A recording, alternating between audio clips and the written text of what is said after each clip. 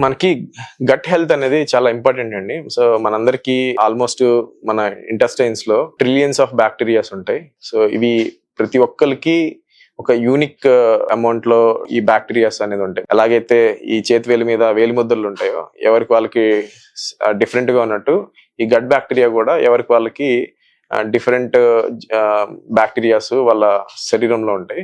So ఇవి చాలా important, మన హెల్త్ చాలా ఇంపార్టెంట్. ఎందుకంటే మన శరీరంలో ఉన్న కణాల కంటే కూడా ఇవి ఆల్మోస్ట్ 10 times ఎక్కువ ఉంటాయి. ఇవి ఆల్మోస్ట్ ఒక 2 kg బాడీ మాస్ ని ఫామ్ చేస్తాయి. ఈ బ్యాక్టీరియా అనేది ఆల్మోస్ట్ ఒక 20 types ఆఫ్ ఎంజైమ్స్ అనేది మనకి ప్రొడ్యూస్ చేస్తాయి. ఇది మన ఆకలిని అండ్ లేకపోతే ఎపిటైట్ ని కంట్రోల్ చేస్తాయి.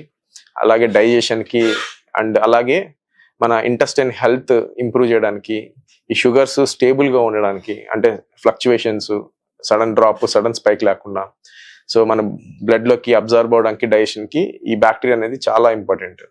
సో ఈ డయాబెటీస్ ఉన్న వాళ్ళకి ఈ గట్ లో డిస్బయాసిస్ అంటారు.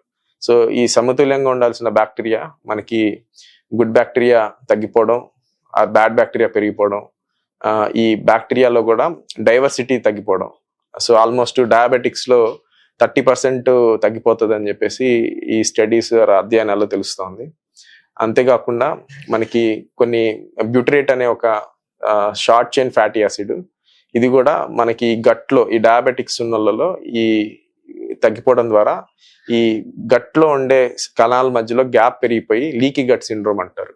అంటే మనకి తిన్నది అరగకపోవడం, బాడీలోకి అబ్జర్వ్ కాకపోవడం, అలాగే ఈ గట్ లో ఉండాల్సిన బ్యాక్టీరియా ఈ గ్యాప్స్ నుంచి లీక్ అయ్యి బ్లడ్ లోకి వెళ్ళి మనకి ఇన్ఫ్లమేషన్ అలాగే ఇన్ఫెక్షన్స్ ఇవన్నీ కూడా జరుగుతూ ఉంటాయి.